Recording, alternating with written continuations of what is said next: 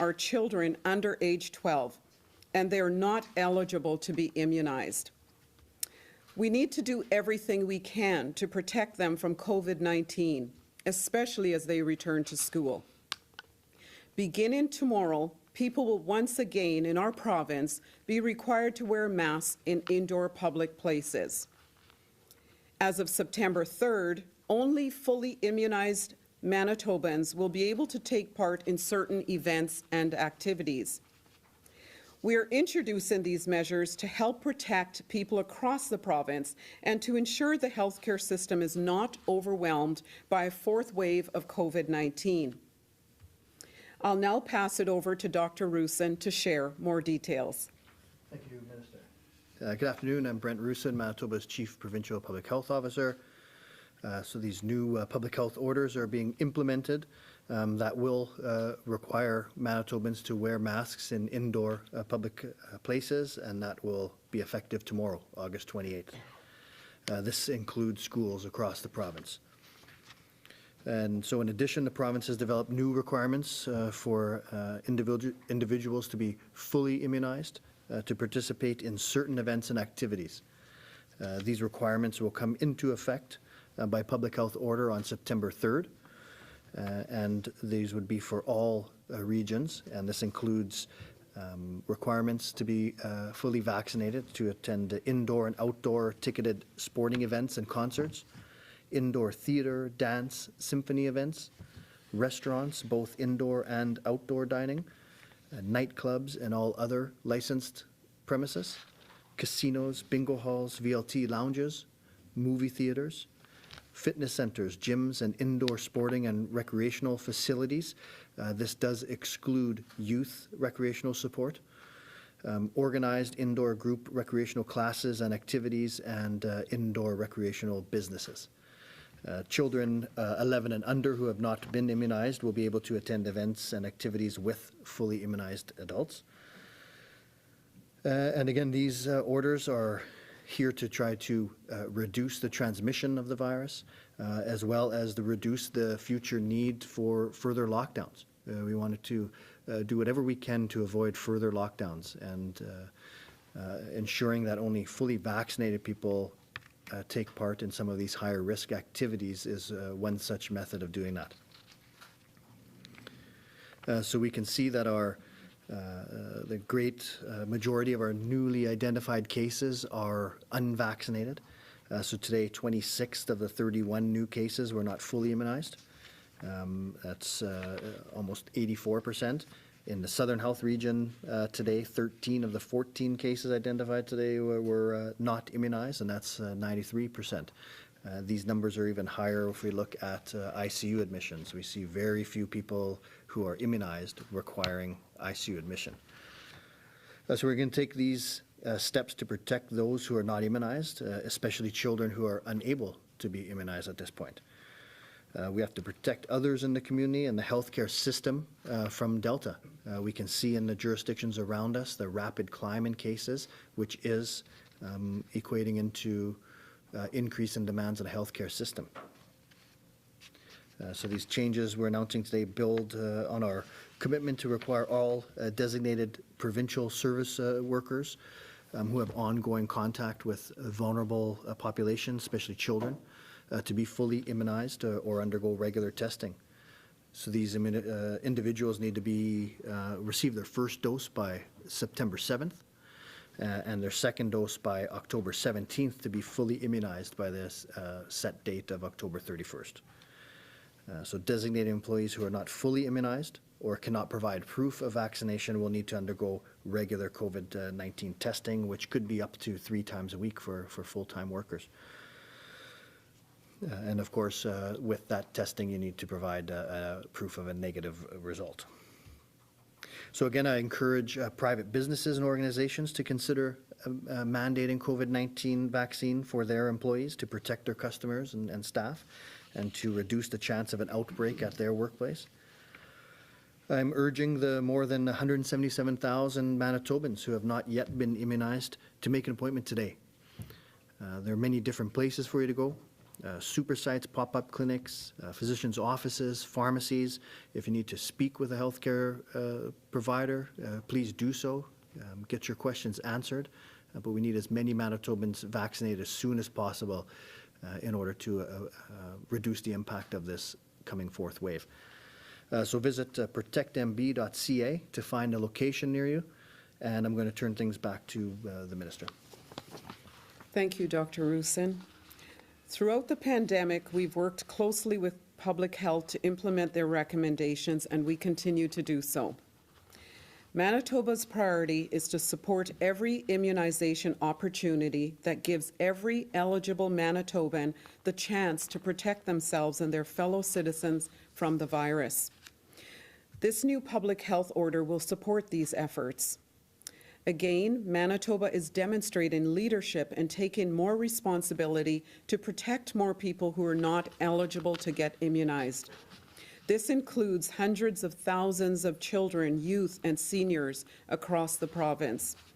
We want to thank all Manitobans for their efforts to roll up their sleeves, to get vaccinated, and follow current public health guidance to keep our case counts low. As we move forward, we're confident that even more Manitobans will be immunized to protect Manitoba children, themselves, and others at risk. Thank you. We will now take questions.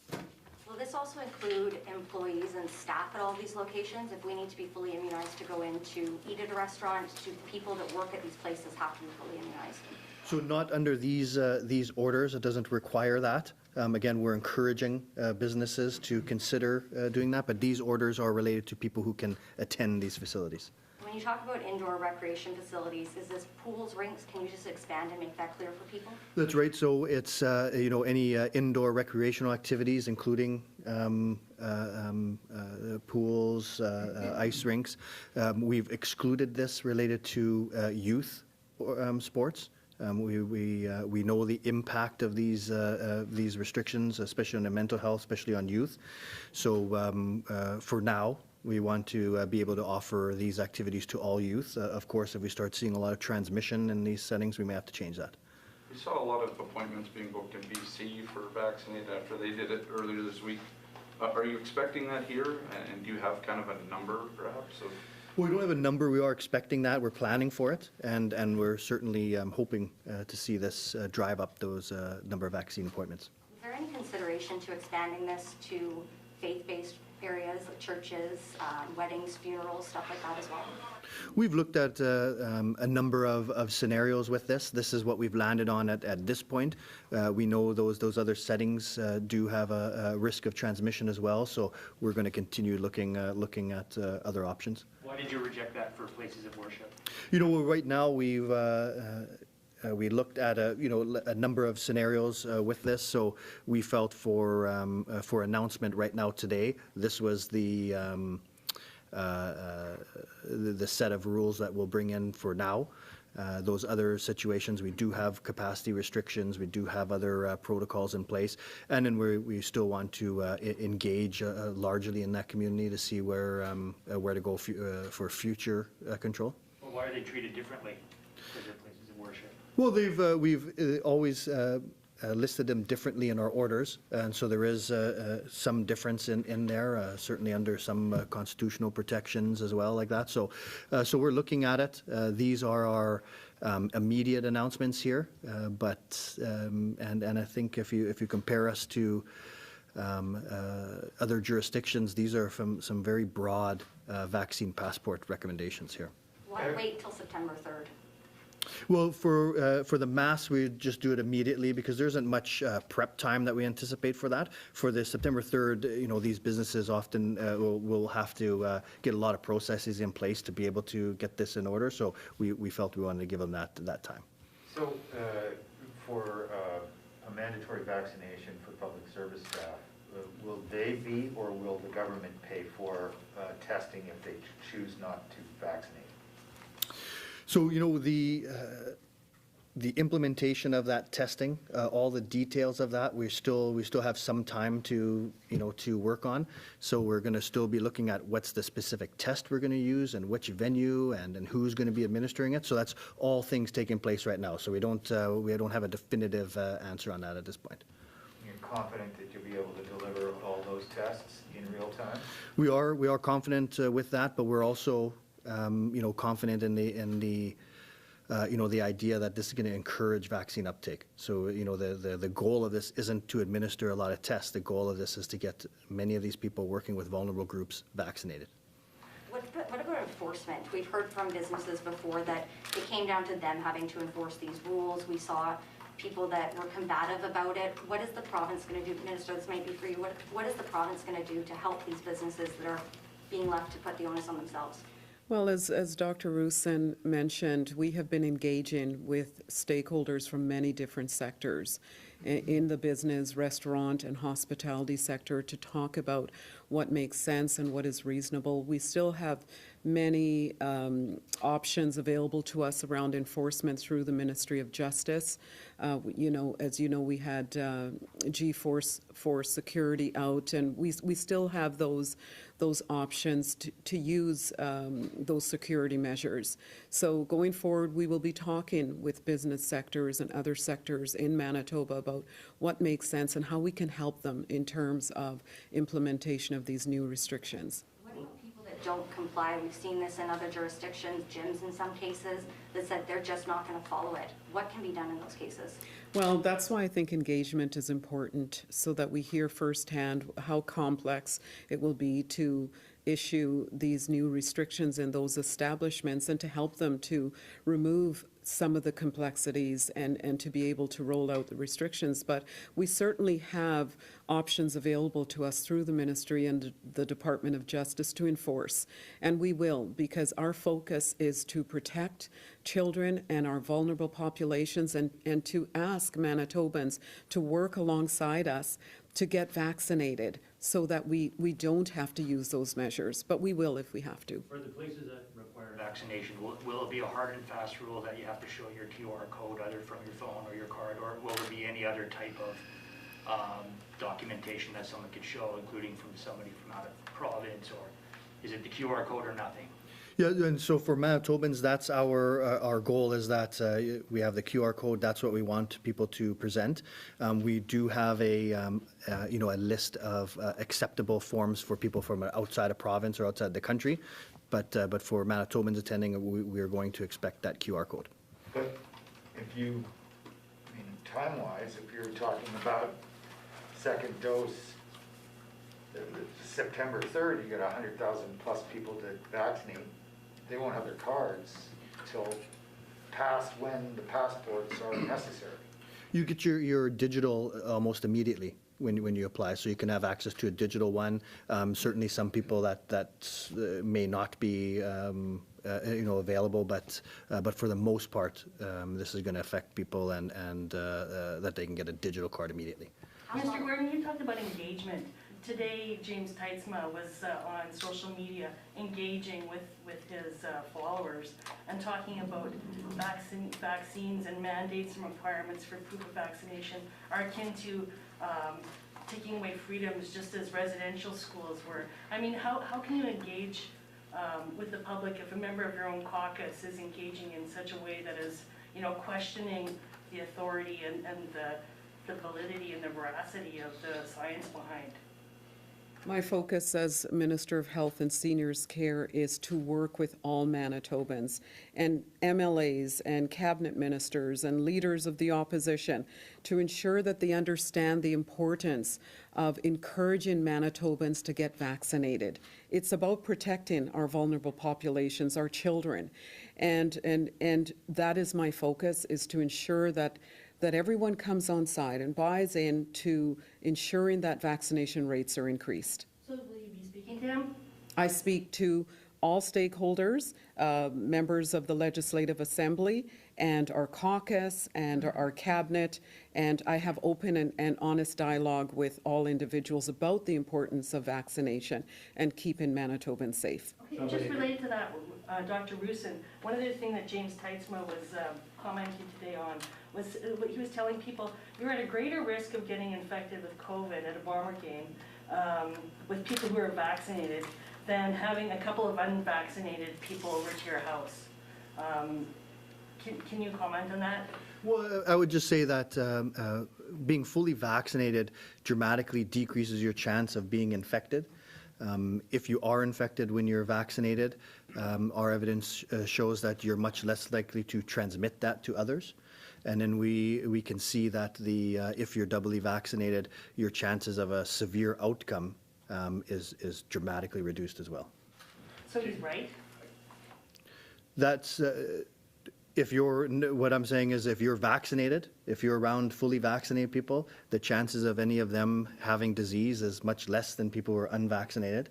And if you are doubly vaccinated and do happen to develop COVID, you're much less likely to transmit that to others. You have a lower viral load. So, Got a question over here. Minister Gordon, we spoke to the Mayor Winkler this morning, and he said that vaccination passports and proof of vaccination and mandated vaccinations are simply wrong in his opinion. They drive, separate and segregate people, as Mr. Teitzma alluded to this being similar to what was done in residential schools, saying that there'll be a truth and reconciliation needed in the future following these kind of public health orders. First, how do you react to that? Second of all, have you given your mind to Southern Health, where the case counts are high, the vaccination rates are low, and the political leadership there doesn't seem to be on side with these rules? Vaccinations are available to all Manitobans, not just sectors of the province. So we're encouraging all Manitobans to get vaccinated. Individuals that work in the public sector, we are asking them to get vaccinated and show proof of vaccination, or go through regular and consistent testing to show that you are negative for the virus. So this is being applied across the entire province. The focus has to be on protecting vulnerable populations, our children. We see the numbers.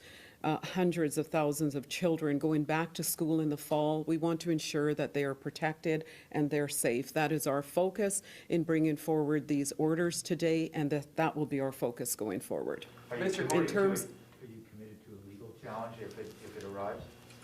In terms of your comments regarding Southern Health, we may look at a regional approach down the road, but at the moment, we are focusing on just encouraging all Manitobans to get vaccinated. Roll up your sleeves, help us to increase those numbers and protect everyone who's at risk. Mr. Gordon, I just have a quick question and change gears a little bit here. Recently, Aaron O'Toole, leader of the Conservative Party of Canada, says there needs to be a health approach to the drug crisis that's happening here in Canada. As the health minister here in Manitoba, would you echo that sentiment, saying that there needs to be a health approach to the opioid crisis and the overdose crisis that we're seeing in the province, as opposed to a criminal approach? Well, certainly, I've always said that physical health is not the only health. There is no health without mental health and a strategy to address overdoses. And we have been able to work very collaboratively with our federal counterparts to bring forward funding to address the needs of Manitobans here in the province. We will continue to work with all levels of government, municipal and federal, as we move forward. Advocates have said that the supply in the city is becoming more toxic due to COVID-19. Would the provincial government be willing to have a conversation with the federal government about a safe supply for Manitoba in terms of substances like methamphetamine, heroin? Well, we have been having many conversations about best practices and what is the right approach. There's certainly no one-size-fits-all jurisdiction, so we have to look at what the needs are of our particular province. And we've had many discussions and will continue to be open to having more. All right, with that, we actually just go to the Let's get one more question. we'll come back to this Okay, after the my questions from the apologies. radio. So let's go to the people on air. Paul? Thank you. Thank you, Minister. Thank you, Doctor. A reminder to our reporters on the line, you will have one preliminary and one follow-up question. Up first this afternoon from CHVN, Taylor. Hi, good afternoon. What's going to be happening if a business won't enforce the fully immunized rules? Well, these are going to be required under the public health order, so there will be an ability to enforce if they're not followed. Thanks. And many businesses are going to be experiencing a bit of a financial hit with these new regulations. What's going to be done for them? Well, I mean, I would indicate that the purpose of this, where we have the vast majority of adult Manitobans are fully vaccinated, the purpose of this is to be able to not further reduce capacity in these places, and really moving forward, do whatever we can to not have another lockdown. This is a method to keep these facilities open without restriction, really, other than the need to be vaccinated, to the vast majority of adult Manitobans. From the Brandon Sun, Kimberly. Good afternoon. So I'm just wondering if you're going to be changing the alert from orange to red after today's announcement. No, we don't have plans to change the PRS after today's announcement. Thank you. So with the Americans being allowed to come north now, how will they be checked if they're doubly vaxxed at those facilities that you just described that will be open to doubly vaxxed Canadians? So we're going to provide advice to these locations on what would be acceptable proof of vaccination from outside of Manitoba. When you're talking about those coming from the U.S., they're already vetted by Canadian Border Services. They need to be doubly vaxxed, so we'll be providing advice on that. From CJOB, Rosanna. Hi there. I was wondering, will there be enhanced enforcement in areas with low vaccine uptake, especially where historically many people have disregarded the public health orders, like wearing masks indoors? I think enforcement's been a tool available to public health. We've never stopped messaging. We've never stopped incentivizing things like vaccination. So there'll certainly be enforcement. And, as we move forward, again, we're doing whatever we can to avoid another lockdown, doing whatever we can to avoid overwhelming our healthcare system. Thank you. I know you said you would consider bringing in regional mandates, but would you consider regional travel bans similar to the ones in cases of fire risk if COVID-19 cases spike in those areas? Well, we've had the travel restrictions related to the north in the past. As of right now, a travel restriction to other geographic locations is not something that we've really considered. From CBC Radio Canada, Mohammed. Hello, Dr. Roussin and Minister Gordon. Some countries in the world are trying to make the test to make people pay their COVID tests to encourage more vaccinations. Is there something that it is on the table in Manitoba? And sorry, I didn't catch what were we doing about the testing? No problem. I was saying that some countries in the world are making people pay their tests to encourage more vaccinations. Is there something that could be implemented in Manitoba in the future? I don't think we have something, any specific plans on that. On these, there's lots of considerations. If we're talking about, people who are symptomatic, we certainly don't want to discourage people from getting tested if we want them diagnosed and be able to contact trace and things. So there's a lot of things to consider. I don't think we have anything specific in the works on that. But we always look at what other jurisdictions are doing and the successes they may have. All right. And I maybe didn't catch that, but what is the herd immunity today with the new projection of Delta variant? Yeah, and so, you know, herd immunity is a concept that's thrown around. We've talked here at the very basic level, the calculation of that is 1 minus the inverse of R naught. So just, basically the higher the R naught, the higher the amount of people a single case transmits to, then the higher that vaccine status would be for be required. So for a wild type virus, this R naught was about 2.5. Now for Delta, it's much higher, probably double or more than double that, which means we need a much higher vaccine uptake to reach that herd immunity. The other thing the concept of herd immunity assumes is an even distribution of that vaccine uptake. And so if you have a very high uptake, however, have pockets of very low uptake, you can't really reach a herd immunity that way because you have geographic areas where you have high transmission still. From the Canadian Press, Kelly. Hi. So Manitoba really was the first to bring in a vaccine passport, but now after, other regions this week announced they'd be bringing in actual restrictions for those without both doses, now we're bringing them in. So why didn't we act faster when we actually have the infrastructure in place? Well, we did act. We did have a number of circumstances where we've utilized and required vaccine. We've done this for the large sporting events, a number of large events too. So we're acting early in the fourth wave compared to these other jurisdictions.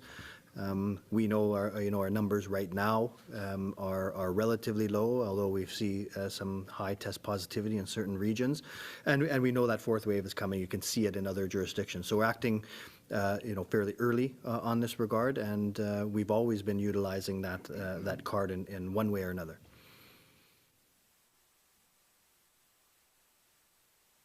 And when it comes to the regions where you're not really seeing a lot of uptick in vaccination for, the multitude of reasons that you might see people, how are you going to balance at this point maybe education with non-compliance for businesses or people that are not following en masse this kind of requirement?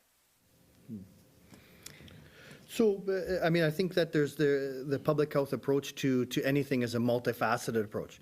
So, so certainly education, certainly providing the data showing that our hospitals and ICUs are not filling with vaccinated people. It's unvaccinated people, showing the safety and effectiveness of that vaccine, and in other incentives. We've had the incentives of the lottery. This is a form of incentive. We're going to require vaccine to enter some of these circumstances.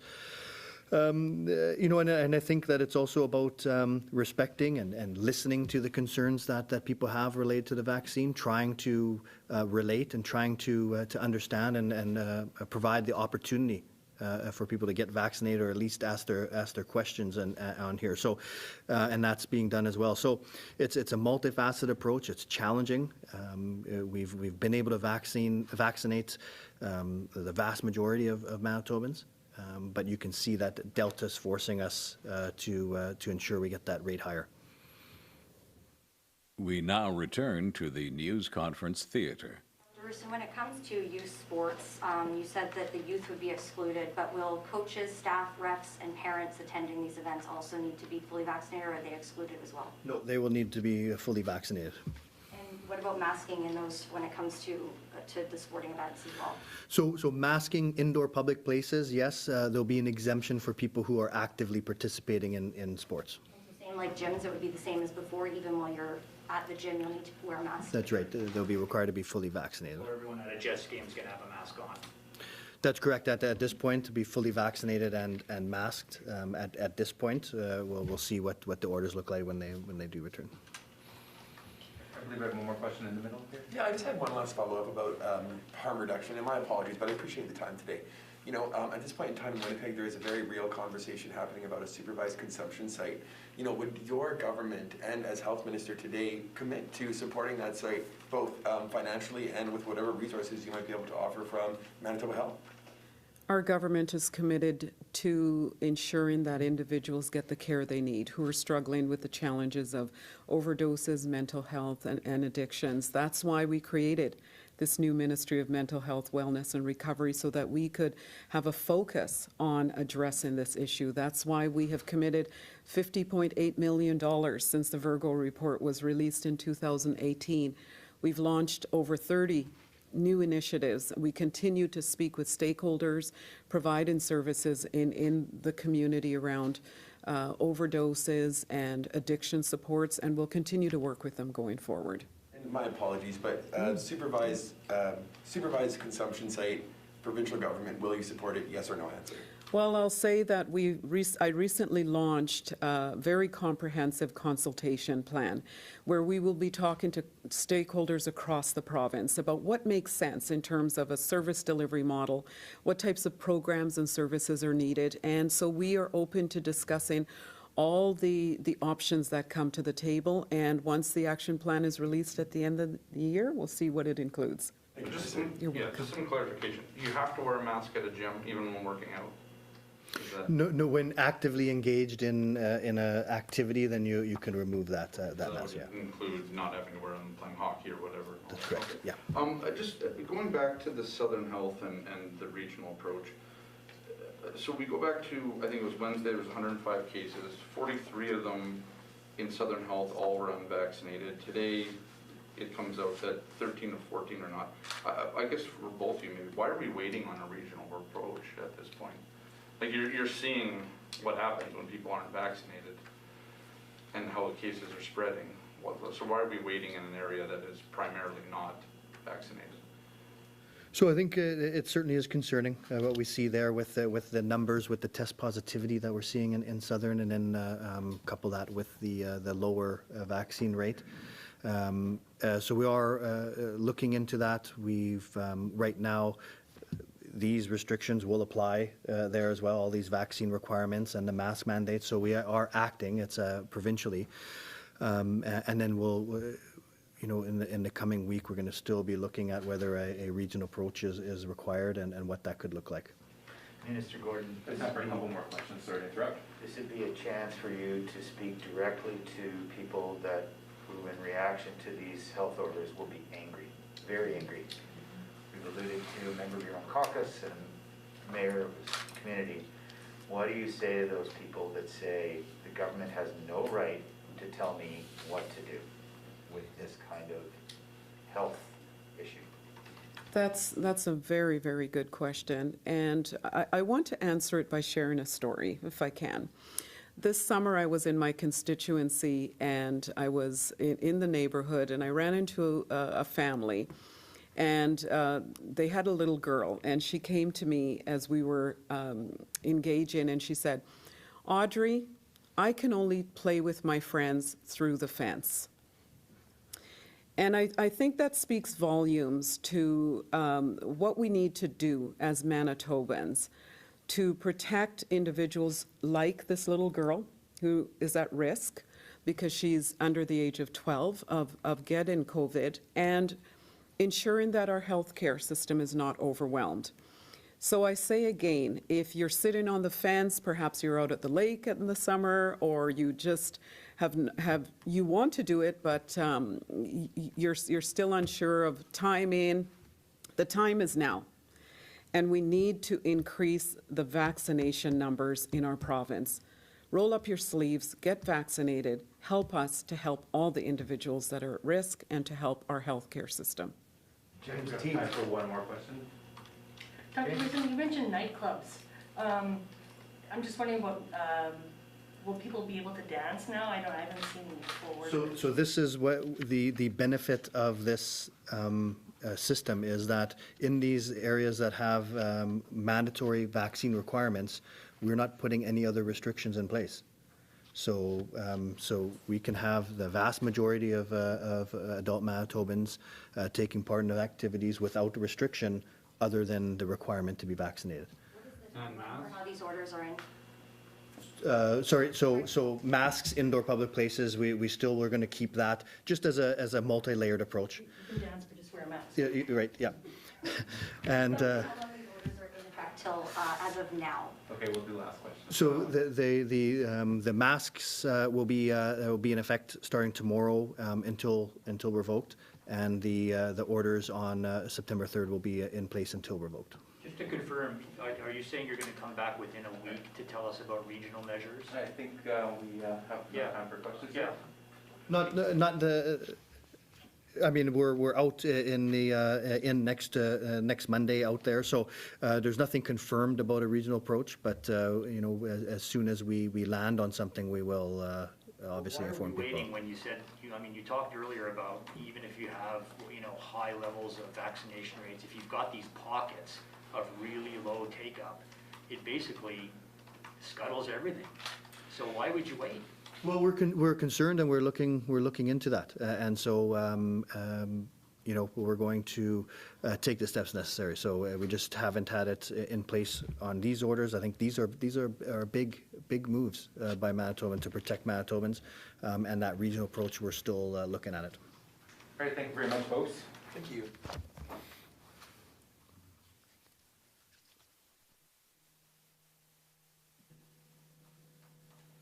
So are both of you dancers? Like, are you gonna go dancing this weekend? I mean, not together. No more questions, Carol. What? That's not, it's not on the record. Off the record. Thank you.